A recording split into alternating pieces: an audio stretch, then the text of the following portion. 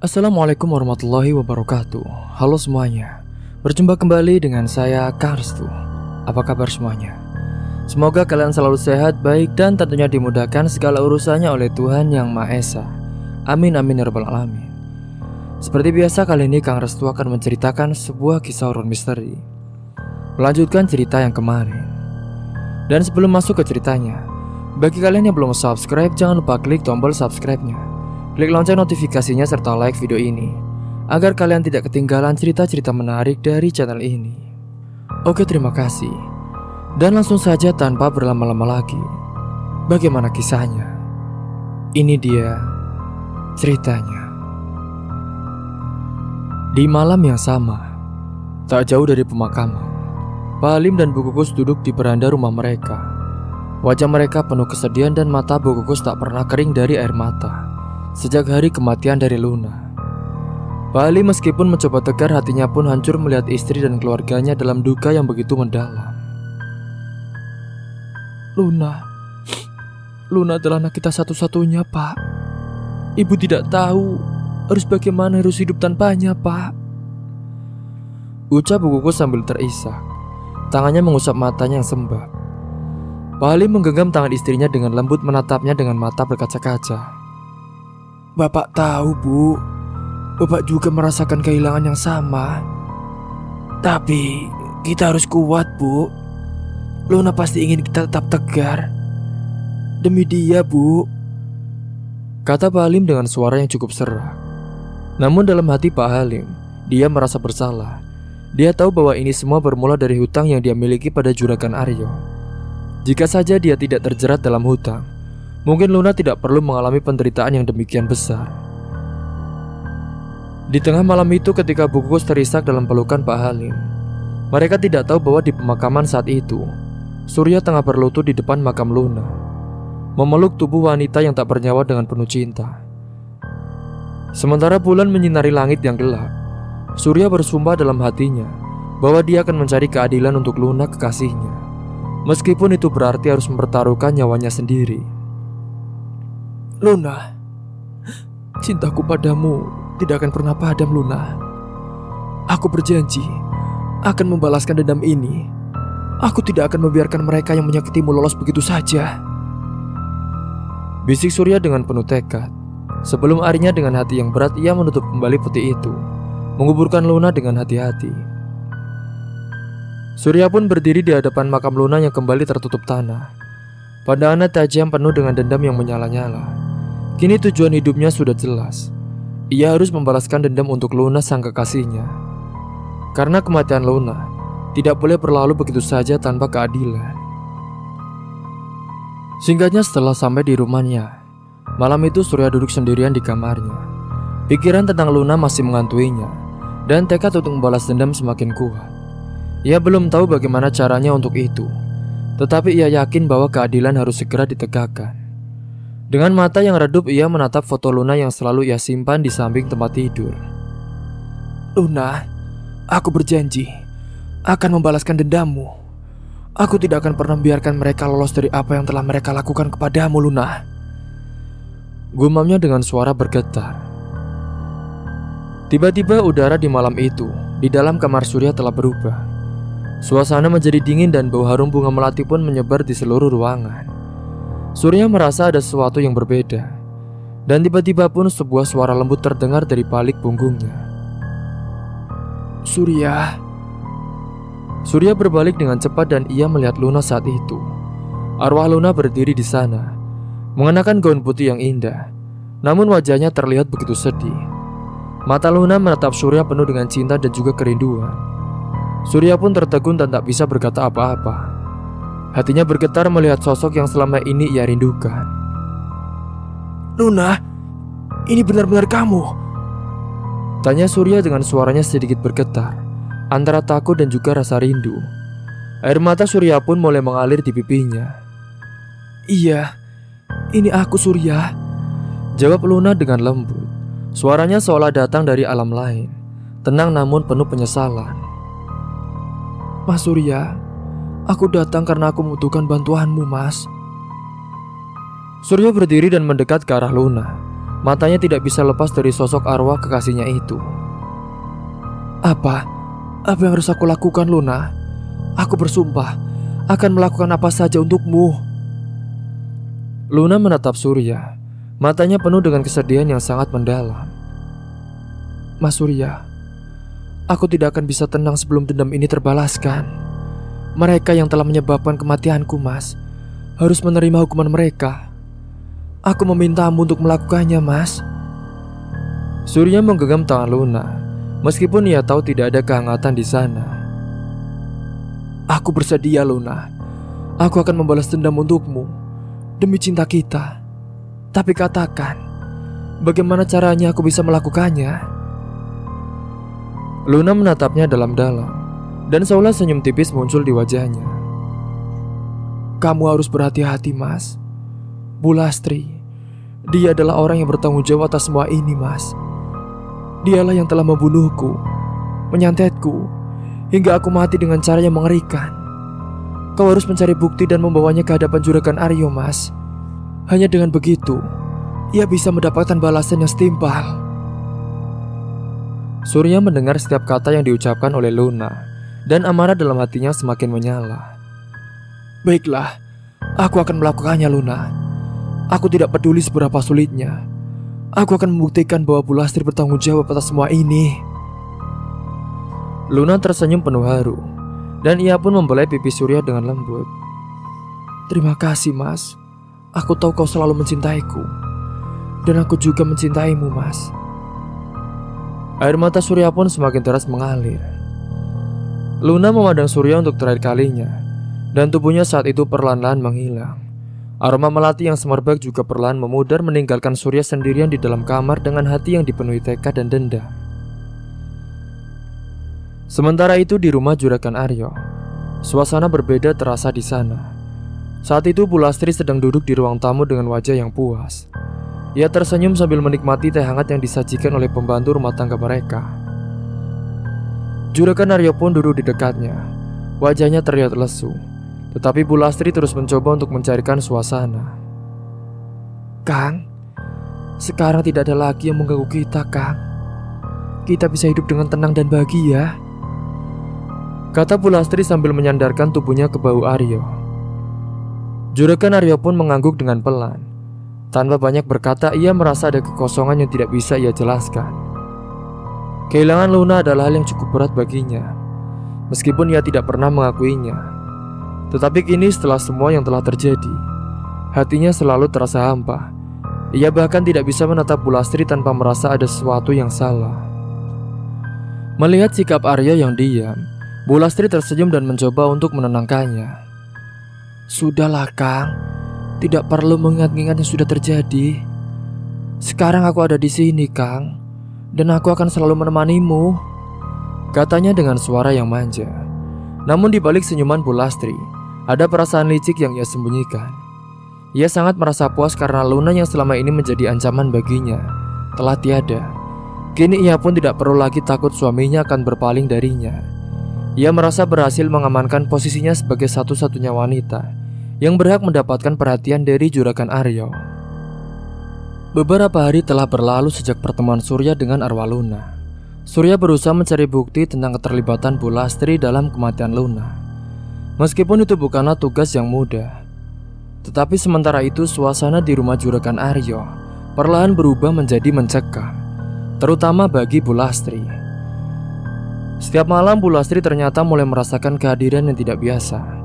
Udara di rumahnya terasa dingin, dan bayangan Luna seolah-olah terus membayangi langkahnya. Pada awalnya Bu Lastri mencoba mengabaikan perasaan itu. Dia berpikir bahwa ini hanyalah rasa bersalah yang menghantui pikirannya. Namun semuanya berubah ketika teror semakin nyata. Tepatnya suatu malam saat Bu Lastri duduk di ruang tamu, mencoba menenangkan dirinya dengan minum teh hangat. Namun kala itu tiba-tiba lampu ruangan berkedip-kedip tanpa alasan yang jelas. Teh di cangkirnya pun berguncang, dan aroma melati yang khas mulai menyebar di seluruh ruangan. Lastri menoleh ke sekelilingnya dengan wajah penuh ketakutan. "Siapa di sana?" teriak Bu Lastri dengan suara bergetar. Tidak ada yang menjawab, hanya keheningan yang menyelimuti ruangan itu. Tiba-tiba saat itu terdengar suara bisikan lembut dari belakangnya. Aku Luna. Aku Luna, Lastri. Bu Lastri pun menoleh dengan cepat. Matanya terbelalak melihat sosok Luna yang berdiri di hadapannya. Luna mengenakan gaun putih sama seperti yang ia kenakan saat Surya melihatnya. Wajahnya pucat namun mata Luna penuh dengan amarah yang membara. Kau kan sudah mati, jerit Bu Lastri dengan panik. Cangkir di tangannya pun terjatuh dan pecah di lantai. Luna mendekat dengan senyuman dingin muncul di wajahnya. Kau benar, Lastri. Aku sudah mati. Karena kau merenggut nyawaku dan juga nyawa anakku, kata Luna dengan suara penuh kemarahan. Bu Lastri pun terhuyung mundur, tubuhnya gemetar. Tidak, aku tidak bermaksud sejauh itu. Suaranya terputus-putus penuh dengan ketakutan. Luna menggerakkan tangannya dan tiba-tiba saat itu cermin di ruangan itu terjadi pecah. Serpihan kaca berjatuhan ke lantai. Bu Lastri pun menjerit ketakutan mencoba melarikan diri. Tetapi sosok Luna itu terus mengikutinya. Kau pikir kau bisa lolos dari ini, Lastri? Aku datang untuk meminta apa yang seharusnya menjadi hakku. Aku butuh keadilan. Suara Luna semakin menggema, memenuhi ruangan dengan aura yang sangat menyeramkan. Lastri pun berlari menuju kamar, mengunci pintu dengan tergesa-gesa. Namun suara bisikan Luna terus terdengar, seolah-olah berasal dari seluruh penjuru rumah itu. Kau tidak akan bisa bersembunyi dariku, Lastri. Aku akan membuatmu mengakui semua yang telah kau lakukan. Bu Lastri duduk di lantai memeluk lututnya. Air matanya pun mengalir dengan deras. Aku tidak ingin ini terjadi. Aku hanya ingin Aryo kembali kepadaku, Luna. Maafkan aku, Luna, ucapnya dengan suara penuh ketakutan dan penyesalan. Namun saat itu suara Luna tidak mereda sama sekali. Penyesalanmu sudah terlambat, Lastri. Kau akan merasakan apa yang aku rasakan. Kau telah merenggut kehidupanku dan anakku yang tidak berdosa. Luna berkata dengan nada penuh kebencian. Suaranya terdengar semakin dekat meskipun pintu sudah terkunci. Dan sementara itu di tempat lain, saat Surya sedang berada di rumahnya, mencoba memikirkan langkah apa yang harus ia ambil selanjutnya. Ia merasa frustasi karena tidak menemukan bukti yang cukup untuk menjerat Bu Lastri. Tiba-tiba seorang tetangga pun datang dengan wajah yang panik. Surya, kau harus datang ke pemakaman, Surya. Ada yang aneh terjadi dengan makam Luna, serunya sambil menarik tangan Surya. Surya bergegas menuju pemakaman. Hatinya dipenuhi dengan kegelisahan. Dan setibanya di sana ia pun terkejut melihat kuburan Luna telah hancur berantakan. Tanah di sekitar makam sudah tercapik-capik, dan peti mati pun terlihat terbuka tanpa tubuh Luna di dalamnya. Surya tertegun dan tubuhnya pun merasa bergemetar. Luna, di mana kau? Luna. Perasaan dari Surya campur aduk antara takut dan juga khawatir. Ia sadar bahwa Luna tidak lagi berada di tempat peristirahatannya. Apakah ini ulah seorang? Ataukah Luna sendiri yang keluar? Pikir Surya dengan kening berkerut. Surya mengetahui satu hal. Arwah Luna mungkin tidak akan bisa tenang sebelum keadilan ditegakkan. Ia pun bertekad lebih kuat untuk mencari kebenaran, sekaligus mencari tahu apa yang terjadi kepada Luna.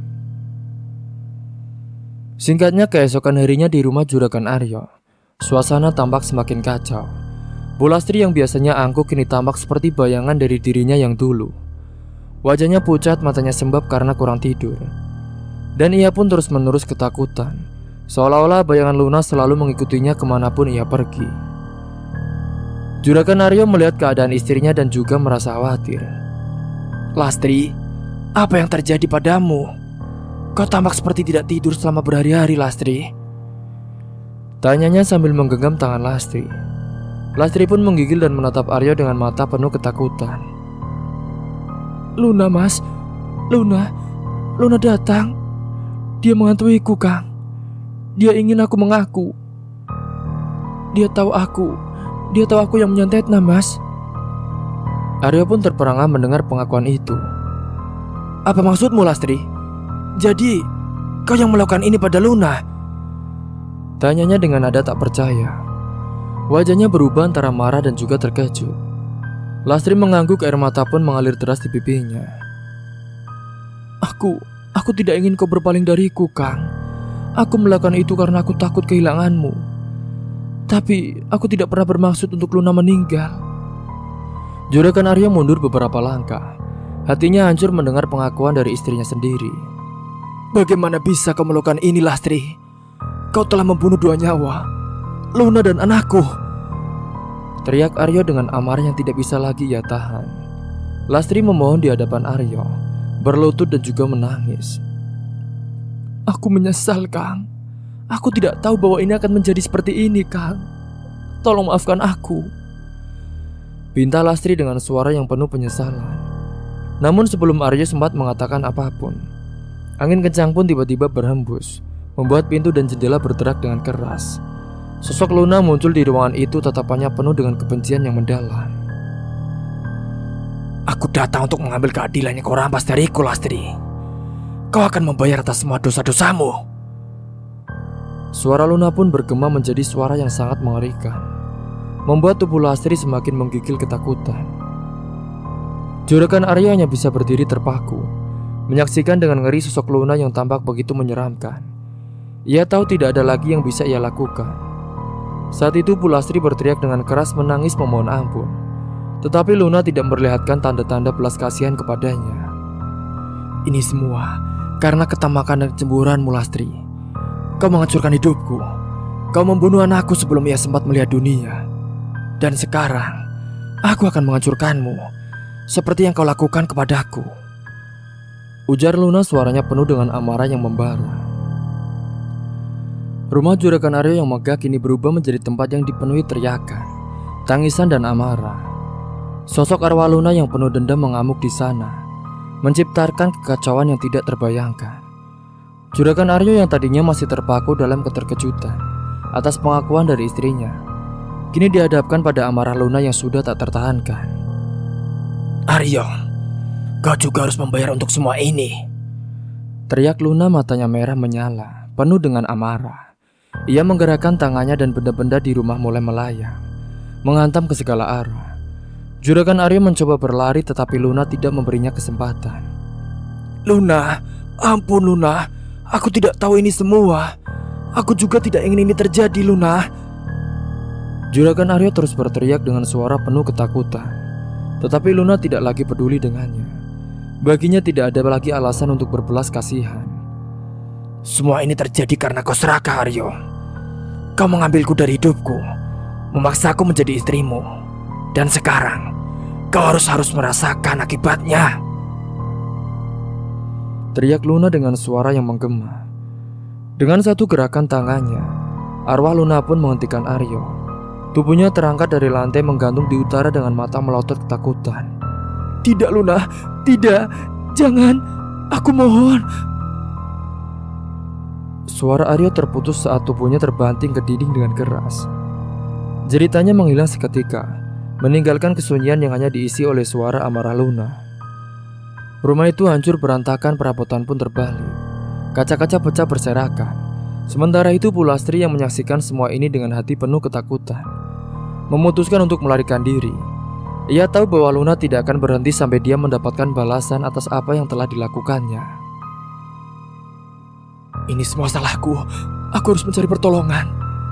Hanya dukun itu yang bisa membantuku, pikir Lastri dalam hati sambil berlari keluar rumah.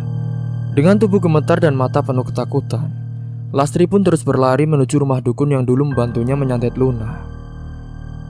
Di rumah dukun suasana tampak tenang seperti biasanya.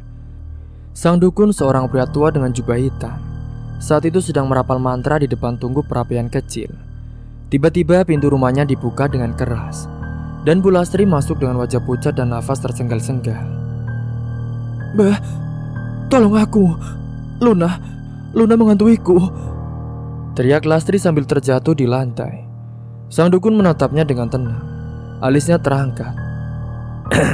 Luna, arwah perempuan itu, bukankah aku sudah melakukan apa yang kau minta? Katanya dengan nada datar. Tapi dia kembali lagi, Mbah. Dia datang menghantuiku. Dia ingin membunuhku. Tolong, Mbah, kau harus melakukan sesuatu. Bu Lastri memohon, matanya pun penuh dengan ketakutan. Dukun itu lalu menghela nafas panjang, kemudian bangkit dari duduknya. Kau telah membuka pintu menuju dunia lain, Lastri. Tidak ada yang bisa menghentikan arwah yang penuh dengan dendam, katanya sambil meraih beberapa benda dari raknya, yaitu seikat bunga kering, sebuah botol kecil berisi cairan hitam, dan juga selembar kain putih yang sudah lusuh. Aku akan mencobanya. Tapi ingat, ini tidak akan mudah. Kekuatan dendam tidak bisa dilawan hanya dengan mantra biasa. Namun sebelum ia sempat mulai melakukan ritualnya, pintu rumah dukun itu tiba-tiba terbuka dengan sendirinya. Angin kencang berembus masuk memadamkan api di perapian, dan bau melati yang sangat menyengat mengisi ruangan itu.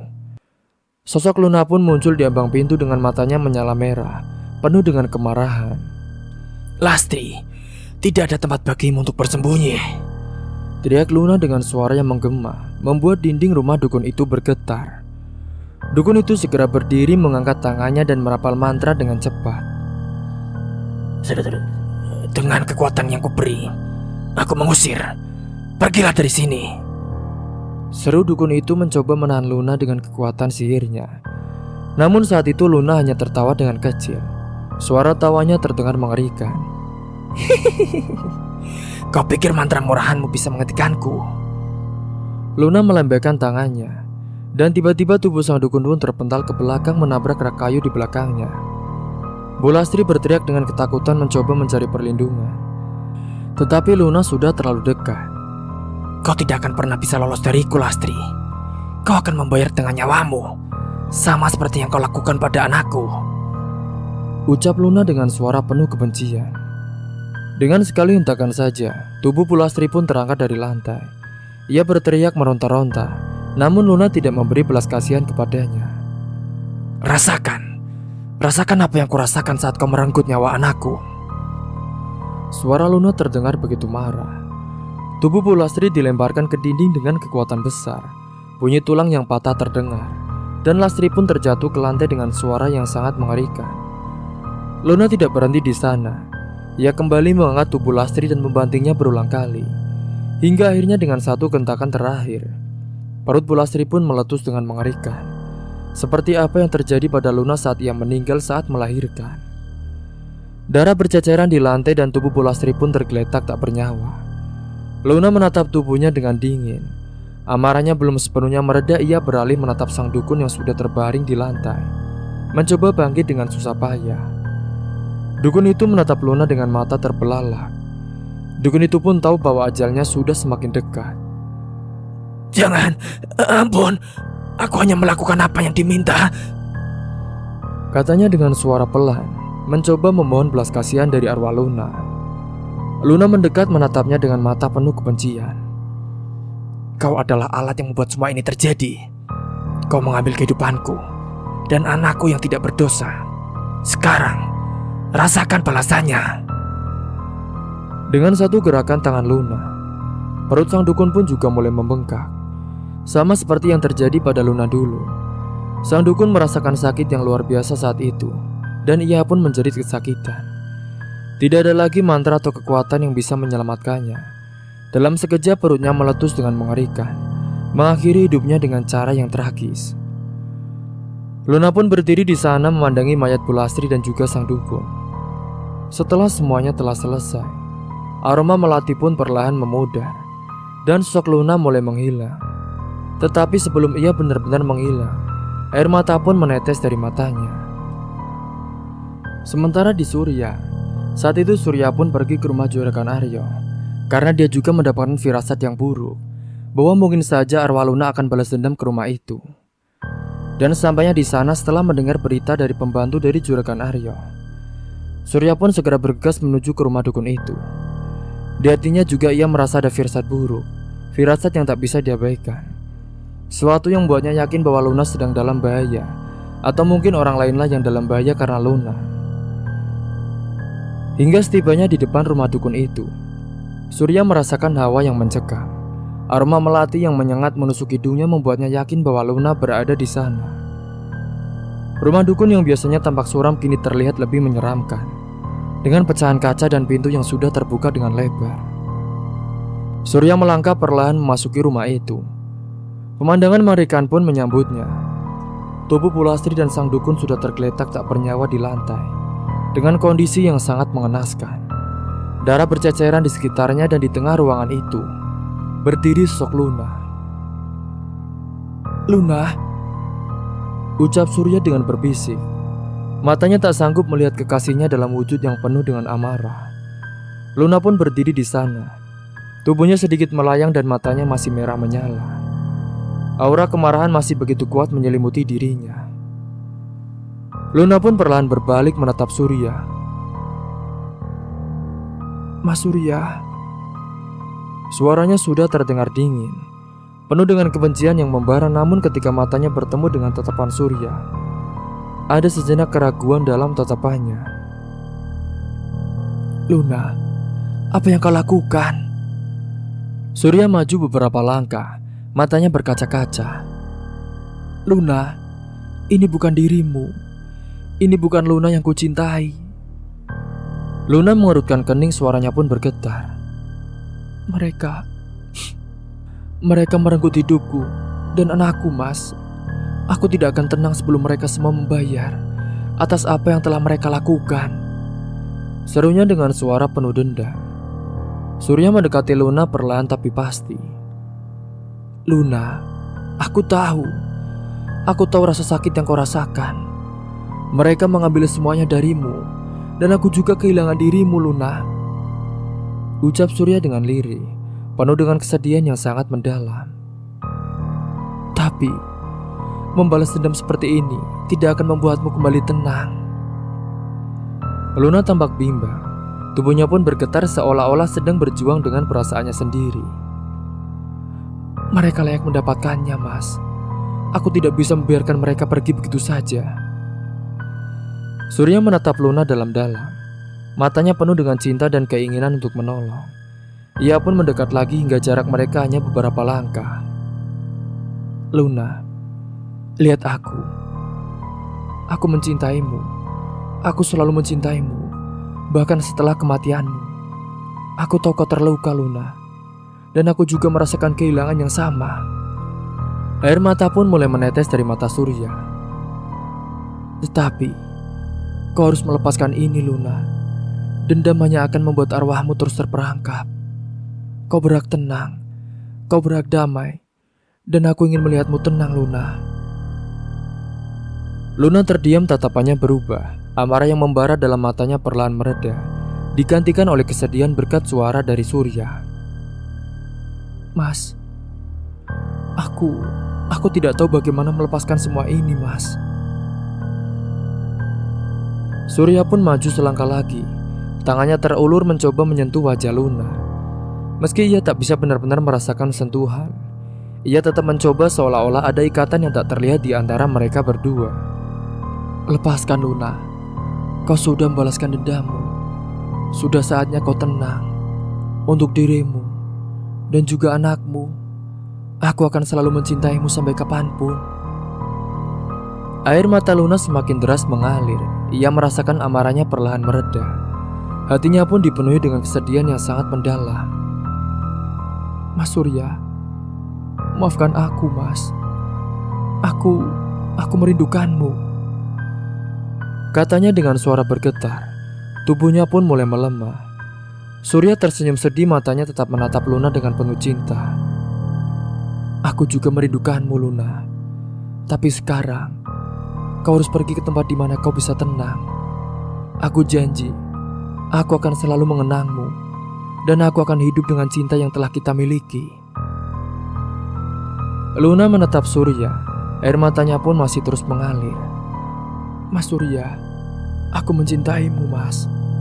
Suaranya terdengar lembut dan perlahan tubuhnya pun mulai memudar. Amarah yang selama ini menyelimuti dirinya perlahan hilang, digantikan oleh kedamaian yang mulai menyelimuti jiwanya. "Luna, aku juga akan selalu mencintaimu sampai kita bertemu lagi,"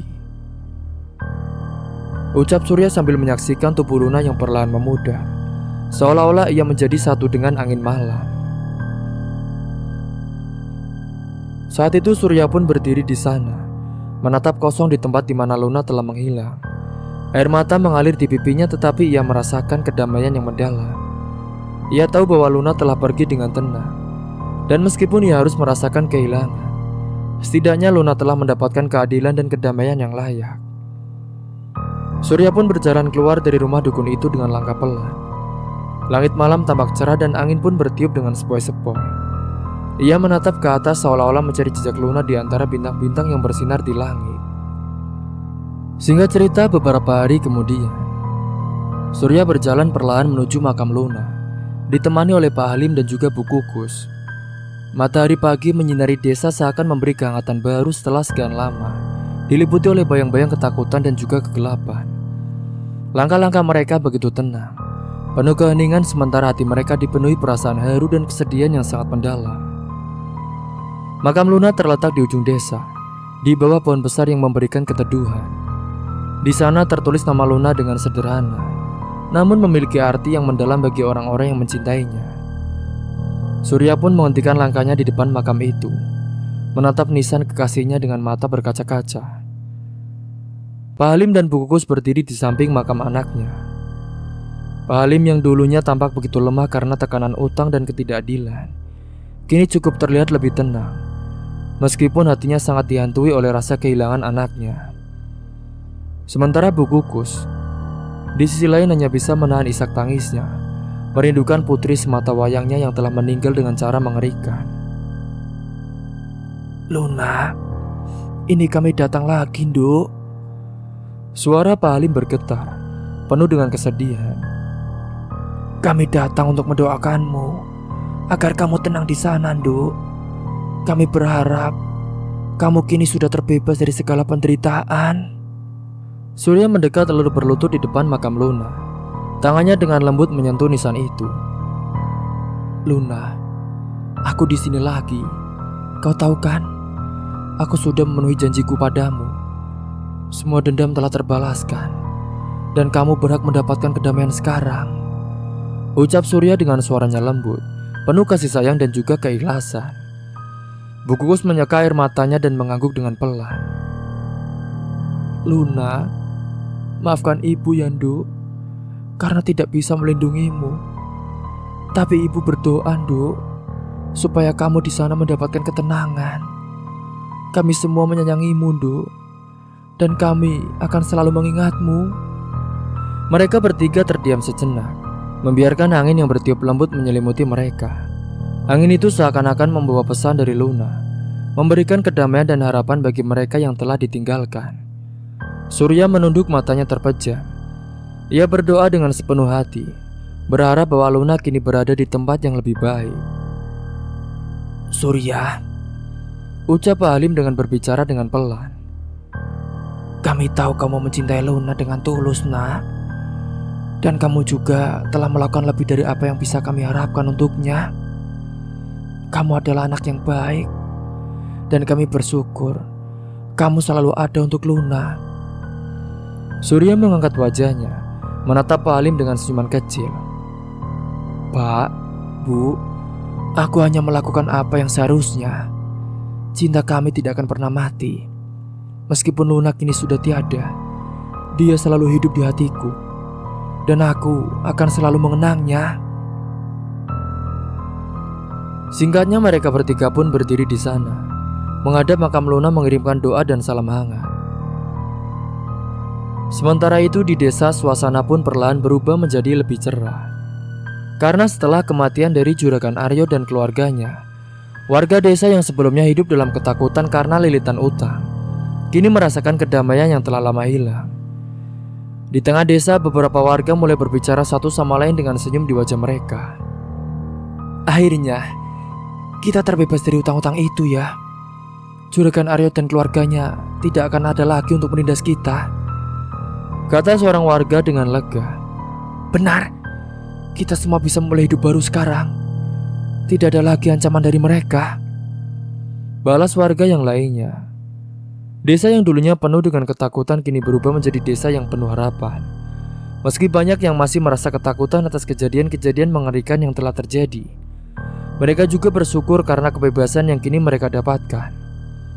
Desa itu perlahan kembali hidup, dengan warga yang mulai menata kembali kehidupan mereka tanpa tekanan dari Juragan Aryo.